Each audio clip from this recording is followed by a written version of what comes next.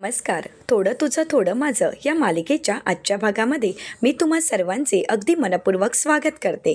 आजच्या भागामध्ये आपल्याला पाहायला मिळतं, मानसी किचनमध्ये काम करत असते. त्याचवेळी तेजस येतो आणि म्हणतो, अरे वा, एवढ्या लवकर तयारी, म्हणजे आज खास बेत आहे असंच वाटत आहे. तर त्याचवेळी मानसी तेजसला म्हणते, राष्ट्रहित, जर एक काम करा ना, माझ्या डोळ्यातून आलेलं पाणी पुसाल का? तर आता तेजस विचारतो, मानसी, तुम्ही का रडलात? तुमच्या डोळ्यातून पाणी?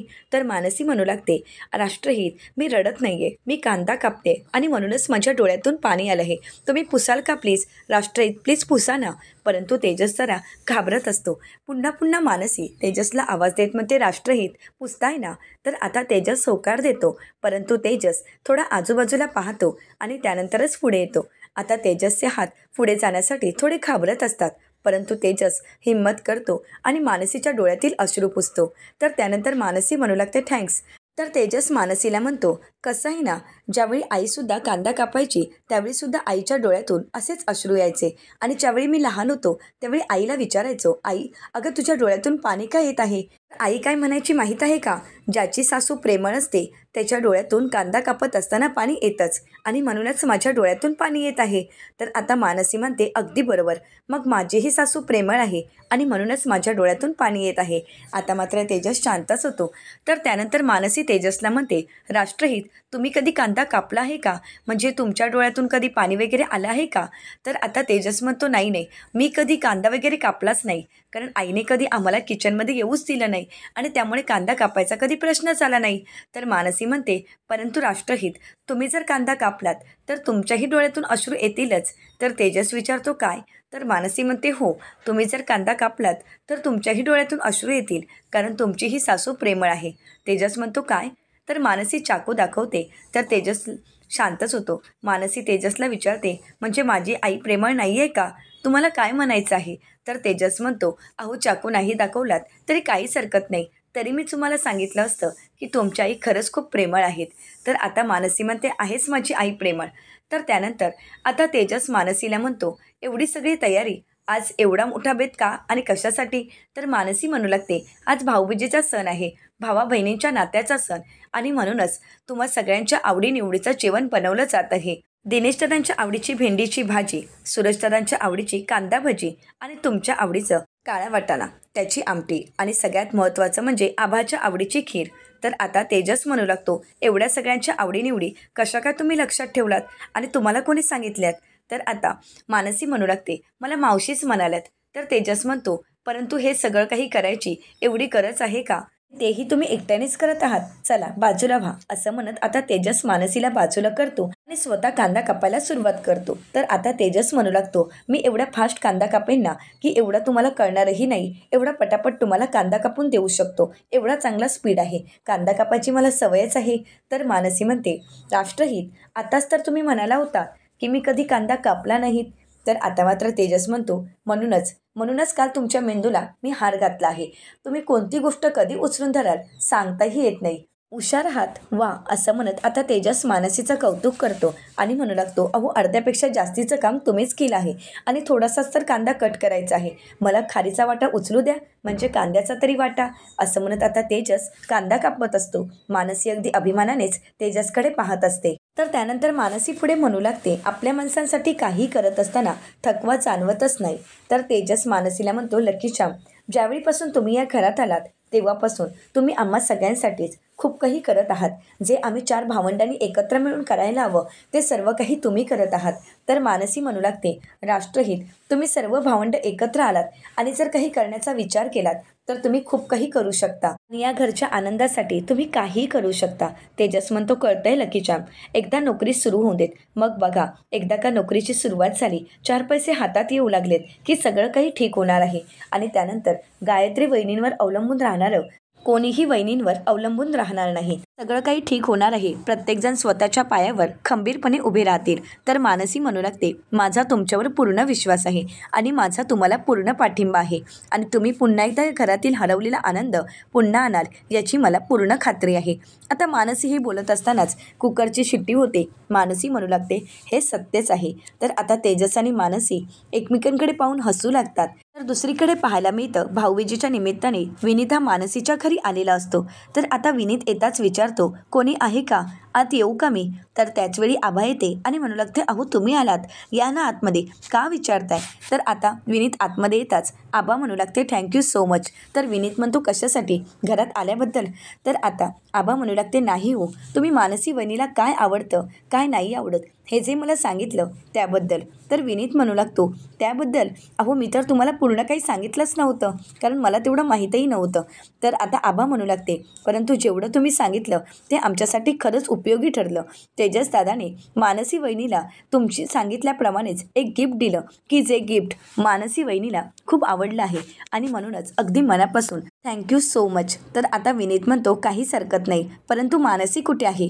तर आता आभा म्हणू लागते, एक मिनिट हा, मी मानसी वहिनीला आवाज देते. असं म्हणत आता आभा मानसीला आवाज देऊ लागते व त्यानंतर विनीतला म्हणते, तुम्ही थांबाच, वहिनी येईलच. तर विनीत म्हणू लागतो, तुम्ही मला असं आवूचावू करू नका, तुम्ही एक काम करा ना, तुम्ही मला विनीत म्हणालात तरी काहीच हरकत नाही. तर आबा म्हणते, बरं ठीक आहे, परंतु तुम्हीसुद्धा. तर आता विनीत आबाकडे पाहतो त्यावेळी आबा म्हणते, बरं तू सुद्धा, मला आबा असंच बोलायचं. तर आता विनीत म्हणतो, बरं ठीक आहे. तर आता त्याचवेळी मानसी तिथे येते. आता विनीतला पाहून मानसीला खूप आनंद झालेला असतो. मानसी विनीतला विचारते, विनीत कसा आहेस तू? विनीत म्हणतो, मी अगदी ठीक आहे, तू कशी आहेस? आणि भाऊजी तुम्ही? आता मात्र तेजस मागे पुढे पाहू लागतो. तर मानसी म्हणू लागते, तेजस, राष्ट्रहित, अहो तुम्हालाच तर बोलत आहे विनीत. तर आता तेजस म्हणू लागतो, परंतु हे भाऊजी वगैरे नको ना, कारण ते खूप वेगळं वाटतं. तर आता विनीत म्हणू लागतो, परंतु आमच्यामध्ये रीतच तशी आहे की बहिणीच्या नवऱ्याला भाऊजीच म्हटलं जातं. तेजस म्हणतो, रीतीबद्धी तर चालू आहेत, परंतु असं भाऊजी वगैरे बोलायची काहीच गरज नाही, कारण तसंही आपण फ्रेंड्स आहोत, मित्र आहोत, मग मैत्रीमध्ये असं भाऊजी वगैरे नको. तू जरी तेजस म्हणालास तरी काहीच हरकत नाही. विनीत म्हणतो, बरं ठीक आहे. तर त्यानंतर मानसी विनीतला म्हणते, विनीत, अरे तू भाऊबीजेसाठी अगदी दरवर्षीप्रमाणे सकाळी आला आहेस. तर विनीत म्हणतो, तुला काय वाटलं, तू लग्न करून सासरी गेलीस म्हणून तुझा हा भाऊ तुला विसरून जाईल का? तर मानसी म्हणते, अजिबातच नाही, मला विश्वास होता की विनीत तू भाऊबीजेसाठी नक्कीच येशील. बस ना तू, मी आलेच औक्षणाचं ताट घेऊन. असं म्हणत आता मानसी औक्षणाचं ताट आणण्यासाठी निघून जाते. तर आबाही विनीतला पाणी आणण्यासाठी जाते. तेजस म्हणतो, अरे बस ना तू. असं म्हणत तो विनीतला बसायला सांगतो. तर दुसरीकडे पाहायला मिळतं वंश सापशिडी खेळत असतो आणि त्याचवेळी तो आता दिनेशला आवाज देऊ लागतो. दिनेश विचारतो, काय झालंय बाळा? तर आता अंश म्हणू लागतो, बाबा अहो माझ्यासोबत सापशिडी खेळा ना. तर आता त्याचवेळी गायत्री बॅग भरत असते. तिला पाहून दिनेश विचार करत म्हणतो, गायत्री अहो कुठे जात आहात तुम्ही? कारण बॅगमध्ये बंटीचे कपडे भरत आहात ना, म्हणूनच विचारलं. तर गायत्री चिडून म्हणते, वंश, वंश नाव आहे त्याचं. आता दिनेश घाबरतो आणि म्हणू लागतो, वंश, वंशचे कपडे भरून तुम्ही कुठे जात आहात? तर गायत्री म्हणू लागते, कुठेही जात नाही आहोत, परंतु कसं आहे ना एक दिवस तर जावंच लागेल आणि म्हणूनच तर बॅगा भरत आहोत. तर आता दिनेश म्हणतो, हो, परंतु आता कुठे जात आहात? तर त्यानंतर गायत्री म्हणते, तसं या प्रभुनिवासमध्ये एवढं काय आहे की आपण इथे थांबावं? आता मात्र दिनेश काहीच बोलत नाही. तर गायत्री मनाशीच म्हणते, आता असा एवढा मोठा भूकंप होणार आहे की तुम्हालाही हळूहळू तुमचं गाठोडं बांधावं लागणार. असं म्हणत गायत्री मनातून खूप खुश असते. तर त्यानंतर गायत्री आता बंटीला म्हणते, चल वंश, मी तुझ्यासोबत सापशिडी खेळते. तर आता दिनेश मनाशी विचार करत म्हणतो, लाईट बिल भरायचं आहे आणि आता इथे बंटीही आहे. बंटीच्या समोर गायत्री मला काहीच बोलणार नाही आणि म्हणूनच आता गायत्रीकडूनच लाईट बिलचे पैसे घ्यायला मिळतील असा विचार करत आता दिनेश गायत्रीला आवाज देतो. गायत्री म्हणते, बोल. तर त्यानंतर दिनेश म्हणू लागतो, गायत्री अगं लाईट बिल भरायचं होतं, त्यासाठी थोडे पैसे. तर आता गायत्री वंशला म्हणते, अंश जरा बाहेर जाशील का? तर तो म्हणतो, मम्मा. तर वंशला गायत्री म्हणू लागते, अरे जा ना बाहेर, तू बाहेर गेलास तर तुझा रिकामटेकडा काकाही आहे तुझ्यासोबत सापशिडी खेळायला. असं म्हणत त्याला बाहेर जायला सांगते. तर आता दिनेश वंशला थांबवत असतो, परंतु गायत्रीने जायला सांगितल्यामुळे वंश तिथून निघून जातो. तर त्यानंतर गायत्री म्हणू लागते, काय झालंय? लाईट बिलचे पैसे, या घराची लाईट बिल भरण्याची जबाबदारी ही तुझी आहे ना? तर दिनेश म्हणतो की हो. तर गायत्री म्हणते, ती एकच तर जबाबदारी घेतली आहेस, मग तीही जबाबदारी तुला जमत नाही आहे का? दिनेश म्हणतो, गेले 2 महिने माझं पगारच झाला नाही आहे, त्यामुळे गायत्री मी पैसे भरू शकत नाही. तर गायत्री म्हणते, हो का? तर दिनेश म्हणतो, हो ना, मला असं वाटायचं की आज होईल पेमेंट, उद्या होईल, म्हणता म्हणता झालंच नाही आणि शेवटी पैसे भरायचे राहूनच गेलेत. तर त्यानंतर गायत्री म्हणते, परंतु आता मी कुठून देणार आहे? तुझ्याजवळ अजिबातच पैसे नाही आहेत का? तर दिनेश घाबरतच म्हणतो की होते, परंतु ज्यावेळी बंटीला हॉस्टेलमधून आता मात्र गायत्री चिडते आणि म्हणते वंश नाव आहे त्याचं. तर आता दिनेश म्हणू लागतो, वंशला हॉस्टेलमधून आणण्यासाठी ज्यावेळी गेलो होतो त्यावेळी तो म्हणाला की टॅक्सीनेच जाऊ आणि तिथे थोडे पैसे खर्च झालेत आणि त्यानंतर आता थोडेच पैसे उरले आहेत, तर आज आबाला भाऊबीजेसाठी. तर गायत्री म्हणते, म्हणजे बहिणीला द्यायला तुमच्याजवळ पैसे आहेत, लाईट बिल भरायला पैसे नाही आहेत, तर मग एक काम करा ना, त्यात पैशातून लाईट बिल भरा. बहिणीला ओवाळणी नाही दिली तर काहीच हरकत नाही. किंवा एक काम करा, घरची दुसरी सूनही कमावत आहे, ॲडव्हान्स पगारही तिला मिळाला आहे, मग त्या पैशातून लाईट बिल भरूच शकता. तर आता दिनेश म्हणतो, परंतु तिने दिवाळीचा खर्च उचलला आहे. दिनेशला गायत्री म्हणू लागते, मग आता दिवाळीनंतरचाही उचलायला सांगा, दिवाळीपर्यंतच उचलायला हवं असं कोणी सांगितलं आहे का? आणि समजा लाईट कट केलंच तर तुम्ही आहातच ना प्रभूंचे दिवे, ते दिवे लावूच शकतात. आता मात्र दिनेश काहीच बोलत नाही, कारण गायत्रीने पैसे देण्यासाठी नकार दिलेला असतो. तर दुसरीकडे पाहायला मिळतं, आता बंटी तेजससोबत सापशिडी खेळण्यासाठी आलेला असतो. तेजस म्हणतो, बंटी थोडा वेळ थांब, पाहुणे आले आहेत, नंतर आपण खेळूच. तर आता बंटी विचारतो, मग काय झालं, तू माझ्यासोबत सापशिडी खेळलास तर पाहुणे मला मारणार आहेत का? तेजस म्हणतो, तसं नाही, तू आगाऊपणा करू नकोस, आपण खेळू, थोडा वेळ थांब ना, असं म्हणत ती आता बंटीला थांबायला सांगते. तर त्यानंतर आता आबाही विनीतसाठी चहा आणि फराळ घेऊन येते. तर तेजस म्हणतो, आज तरी हातातच देशील ना? तर बंटी म्हणतो, हो ना, नाहीतर मागच्या वेळीसारखं शर्टवर टाकशील. तर आता आबा म्हणते, नाही, असं म्हणत आबा आता विनीतला चहा देते आणि म्हणू लागते, फराळही घे ना. तर विनीत म्हणतो, नाही नको, कारण मागच्या वेळी आलो होतो तेव्हा फराळ खाल्ला होता, बस झाला ना. तर आता आबा म्हणू लागते, परंतु कसं आहे ना, ज्यावेळी फराळ संपत येतो त्याचवेळी त्याची चव जास्त वाढत असते. तर तेजस म्हणतो, कुठली पुस्तकं वाचतेस का आजकाल? आबा म्हणते, पुस्तकं वगैरे वाचत नाही आहे, परंतु मला माहीत आहे की ज्यावेळी फराळ संपत येतो त्याचवेळी त्याची चव वाढते, म्हणूनच मी म्हणाले आहे. तर त्यानंतर आता आबा विनीतला म्हणते, थोडं तरी काहीतरी घ्या. तर विनीत चकली घेतो. आता त्याचवेळी मानसी तिथे येते आणि विनीतला म्हणू लागते, विनीत चल, मी तुझं औक्षण करून घेते. तर आता बंटी म्हणू लागतो, काकू आता तू भाऊबीज करत आहेस? अगं परंतु आमच्याकडे भाऊबीज तर संध्याकाळी केली जाते आणि तू सकाळी भाऊबीज करत आहेस का?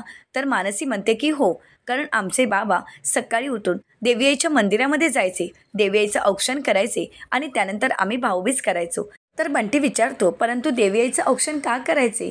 तर आता मानसी म्हणू लागते, कारण माझ्या बाबांना बहीण नव्हती आणि म्हणूनच त्यांनी देवी आईला बहीण मानलं होतं आणि बहीण या नात्यानेच भाऊ म्हणून ते तिचं औक्षण करायचे, तिच्यासमोर ओवाळणी ठेवायचे, तिचे आशीर्वाद घ्यायचे आणि त्यानंतर आम्ही सर्वजण घरी यायचो आणि त्यानंतर आम्ही भाऊबीज करायचो. विनीत म्हणतो, आणि म्हणूनच आम्हाला सकाळी लवकर जावं लागायचं यांच्या गावी. तर आता बंटी विचारतो, म्हणजे काकू तू गावची आहेस का? म्हणजे तुमच्या गावामध्ये नदी आहे का? तर मानसी म्हणते, हो. तर बंटी म्हणतो, तेच ना, की खूप मोठं मैदान, नदी, डोंगर असं जे असतं तेच गाव ना तुझं? तर मानसी म्हणते की हो. तर आता बंटी म्हणतो, काकू मला तुझ्या गावाला घेऊन जाशील का? अगं आम्हाला गावच नाही आहे, कारण मी ज्यावेळी हॉस्टेलमधून इथे येतो त्यावेळी मला वाटतं की हेच आमचं गाव आहे, परंतु तुझ्या गावी घेऊन जाशील ना? तर मानसी म्हणते की हो. तर त्याचवेळी गायत्री तिथे येते आणि म्हणू लागते, बंटी अरे तुझ्या काकूला विचारलंयस तरी का तिच्या गावी कोण कोण असतं? आता मात्र बंटी विचारतो, हो ना, ते तर विचारायचं राहूनच गेलं, काकू अगं तुझ्या गावी कोण कोण असतं? असं म्हणत बंटी आता मानसीला प्रश्न करतो. त्यावेळी मात्र मानसी शांतच होते. मानसीच्या डोळ्यामध्ये अश्रू येतात. मानसी म्हणू लागते, आता तिथे कोणीच नाही आहे. तर गायत्री म्हणते, परंतु अंशबाळा या अगोदर कोण होतं ते तरी विचार काकूला. तर वंश विचारतो, काकू या अगोदर तिथे कोण होतं? तर आता मानसी म्हणू लागते, या अगोदर मी, माझे वडील, आई आणि माझी छोटी बहीण आम्ही तिथे राहायचो. तर त्यानंतर बंटी विचारतो, म्हणजे तुझे आजी आजोबा नाही आहेत का? तर आता गायत्री हसू लागते. मानसीला मात्र तिच्या आजी आजोबांबद्दल काहीच माहीत नसतं. तर मानसी म्हणू लागते, नाही. तर आता वंश म्हणू लागतो, मला तर माझे आजोबा कोण आहेत मला माहीतच आहेत आणि त्यांचे आजोबा कोण आहेत, त्यांचे वडील कोण, हे सगळं काही मला माहीत आहे, परंतु काकू तुला माहीतच नाही आहे का? तर आता तेजस म्हणतो, देव. आता मात्र गायत्रीला काहीच बोलता येत नाही. तर तेजस म्हणू लागतो, ज्यांचे आजी आजोबा नसतात, ज्यांचे पंजोबा नसतात, त्यांच्यासाठी देवच त्याचे आजी आजोबा पंजोबा असतात आणि देव हेच त्यांचे आजी आजोबा पंजोबा आहेत. तर आता गायत्री टाळ्या वाजवत म्हणते, वा, खूप छान उत्तर दिलेस. बरं ठीक आहे, चल आता वंश, आता तुझी हॉस्टेलवर जायची वेळ झाली आहे. तर वंश म्हणू लागतो, मम्मा अगं मी येऊन 3च दिवस तर झाले आहेत, मग लगेच तू मला हॉस्टेलवर पाठवत आहेस का? तर गायत्री म्हणते, वंश तुला जावं तर लागणारच ना. परंतु वंश जाण्यासाठी तयार नसतो. गायत्री म्हणते, वंश बाळा इकडे बरं. असं म्हणत वंशला ती जवळ घेते आणि म्हणू लागते, वंश आता हॉस्टेलला जायचं, परंतु ज्यावेळी तू पुन्हा इथे येशील त्यावेळी हे घर खूप वेगळं असेल, खूप मोठं असेल, यामध्ये बदल झालेला असेल. आता मात्र सर्वांनाच धक्का बसतो. तर त्यानंतर गायत्री दिनेशला म्हणते, दिनेश आता वंशला हॉस्टेलवर घेऊन जा. असं म्हणत आता ती दिनेशला जायला सांगते. आता मात्र दिनेश नाईलाजाने वंशला हॉस्टेलवर घेऊन जातो. तर दुसरीकडे मानसी आता विनीतला औक्षण करते. विनीत आता ओवाळणी देतो आणि तिथून निघून जातो, कारण आता गायत्री विनीतची वाट पाहत असते, त्यामुळे त्याला लगेच जावं लागतं. आता मानसीच्या डोळ्यामध्ये अश्रू असतात. तिला आता खुश करण्यासाठी तेजस म्हणू लागतो, मानसी आपण आता सापशिडी खेळूयात का? तर आता मानसी म्हणू लागते, राष्ट्रहित तुमचं काही असतं. असं म्हणत मानसी तिथून निघून जाते. तर दुसरीकडे पाहायला मिळतं, आता रणजित ऑफिसमध्ये काम करत असतो. त्याचवेळी आता गायत्री फोन करते आणि म्हणू लागते, काय झालं रणजितराव? अहो तुम्हीच तर म्हणाला होता की आज मोठा धमाका होणार आहे, तर परंतु अजूनपर्यंत धमाका झालाच नाही आहे. तर रणजित म्हणतो, होणार आहे, परंतु त्यासाठी BMCची परवानगी मिळत नाही. ती का एकदा मिळाली की धमाका तर होणारच आहे. तर गायत्री म्हणते, म्हणजे तुम्ही काहीतरी करणार होता ना? तर आता रणजित म्हणू लागतो, प्रोसेसनुसारच सगळं काही करावं लागतं, त्यासाठी परवानगी तर घ्यावीच लागणार ना. आणि काळजी करू नका, आज भाऊबीजेनिमित्त प्रभूंच्या घरी धमाका तर होणारच आहे आणि तो धमाका मी करणार आहे. त्यांना भाऊबीज तर मिळणारच आहे. तर पुढील भागामध्ये आपल्याला पाहायला मिळतं, सर्वच जण, सर्व भावंड आणि सुनंदाताईंचे आशीर्वाद घेतात. सुनंदाताई म्हणतात, सर्व भावंड कायम अशीच एकत्र राहा, एकमेकांची साथ द्या आणि एकमेकांच्या साथीनेच हे प्रभुनिवास वाचवण्याचा प्रयत्न करा. आता त्याचवेळी तात्यांचा मोठ्यानेच आवाज येतो आणि म्हणूनच सर्वजण जाऊन पाहतात. तर तात्यांच्या डोक्यामध्ये कौलं पडलेली असतात. आता ते पाहून सर्वच जण घाबरून जातात, सर्वजण हादरून जातात, सर्वांनाच धक्का बसतो. आता सर्वजण तात्यांना सावरतात. परंतु आता गायत्री पुढे अजून काय धमाका करेल हे पाहणं अतिशय रंजक ठरणार आहे. अशाच मालिकांचे नवनवीन अपडेट पाहण्यासाठी चॅनलला नक्कीच सबस्क्राईब करा. धन्यवाद.